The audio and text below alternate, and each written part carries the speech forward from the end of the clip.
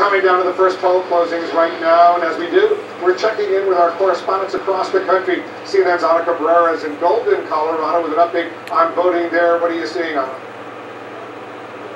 Hey there, well, we are inside the Jefferson County Election Center, where all these workers behind me are getting ready to process ballots that have been returned. Now, Colorado is a mostly mail-in ballot state, and we know at least 2/3 of all registered voters in the state have already cast their ballot. We just got some new numbers from the Colorado Secretary of State's office that show 2.4 million voters in Colorado have now voted. And right now, registered Republicans are leading slightly by about 36,000 vote returns or ballot returns. Again, we don't know who is voting for who, but when you just look at party affiliation, Republicans have an early edge. Now remember, that was the same about this time last year, or last election, I should say, in 2012, where Republicans were leading early on, and ultimately President Obama ended up sweeping the state. Now the workers here in this room are taking their ballots out of the envelopes. The envelopes are where people have signed their ballots, and so they'll take the ballots out, they'll straighten them out and put them in piles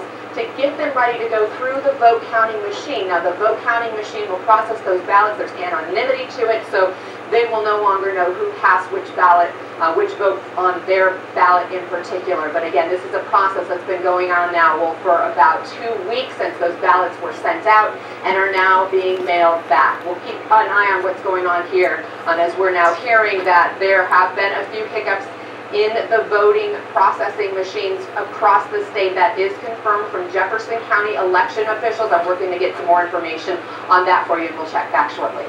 Colorado, a key battleground state. Ana, thanks very much. Jim Acosta is over at Trump Campaign headquarters in Midtown Manhattan. Let's go in right now. So what's the latest? What are you hearing? We're talking to a number of sources this afternoon.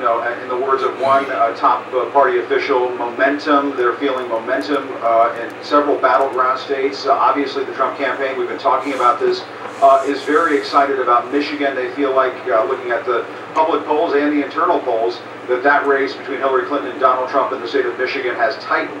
I have talked to a very key Republican source in just the last few minutes that did say that there are concerns in North Carolina and Pennsylvania. Pennsylvania obviously is a key state that Donald Trump has targeted since the beginning of this campaign, chock full of working class voters that are going to be instrumental if he's going to be successful later on tonight. But there are concerns, I'm told, from a key Republican Party source about how he is performing right now and what they're seeing in Pennsylvania. Also, there are some concerns about North Carolina, according to this source. Obviously, what we've talked about this time and again, it's sort of that Trump trifecta. He needs to win Florida, North Carolina, Ohio, and then peel away some more blue states if he has any hope of winning the White House. But I'm talking to one Republican source, key Republican source, who says there are some jitters inside the Trump campaign when it comes to the state of North Carolina. Now, obviously, the polls are still open. People are going and voting as we speak, and so we shouldn't draw any conclusions, and this could be a very long night. But just going into today, I can tell you from talking to several Republican sources, and these are not never Trump people. These are people who are supporting the Republican nominee. That there are concerns that Donald Trump can pull this off tonight, but of course, we have to watch and wait just like everybody else will. Yes, we certainly do. Jim Acosta in New York, thank you. Joining us now, Trump Campaign Senior Communications Advisor, Jason Miller. Jason, thanks for joining us. Well, thank you for having me.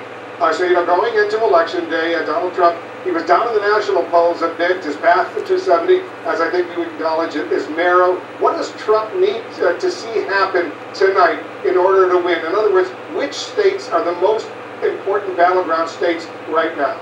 Well, let me back up 1 second to North Carolina with the intro that I had from Jim Acosta here, who at this point in the game, this is Election Day. I'm not sure who these anonymous sources are or if they even exist. Here's the reality in North Carolina, and here's why if you're a Trump supporter, you should be feeling really good right now. Typically, Republicans trail in combined absentees and early voting going into Election Day, and we have big performances on Election Day to ultimately bring home the win.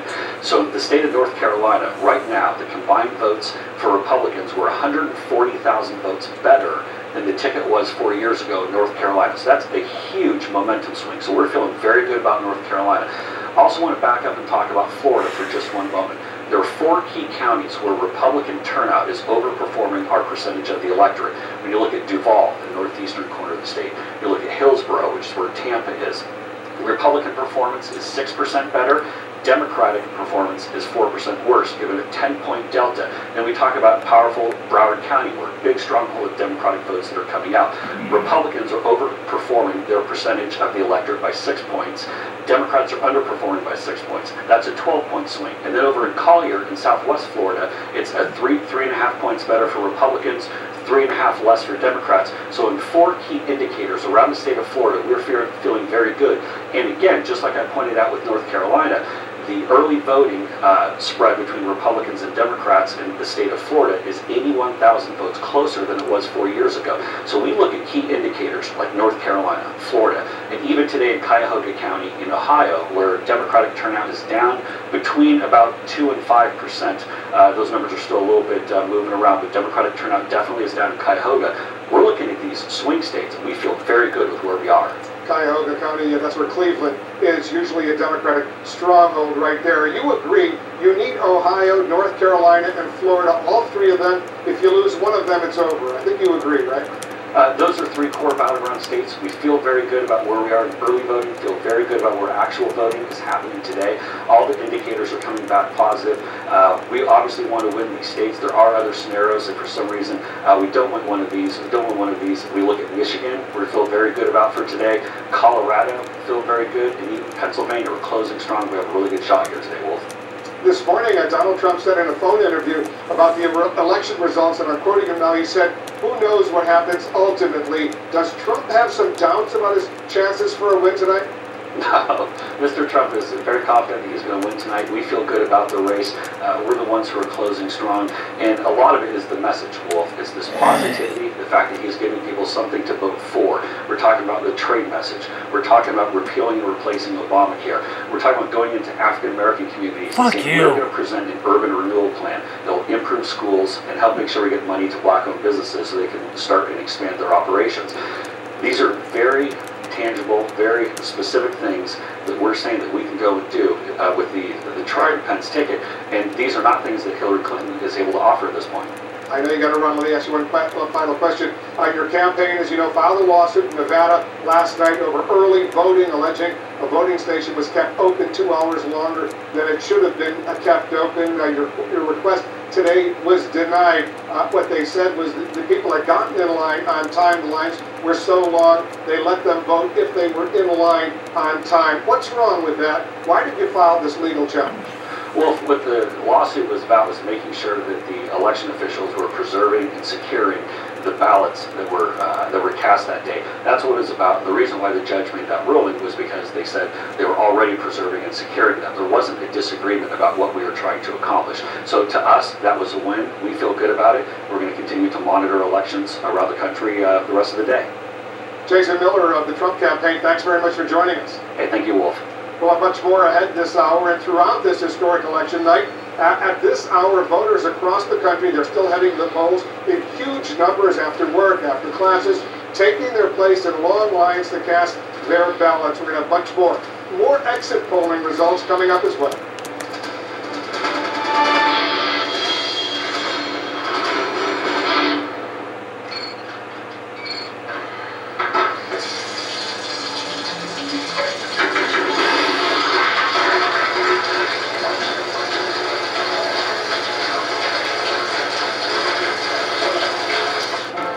Millionaire, how are you? Millionaire, not millionaire. And what the hell happened at the close-up of me in the cockpit?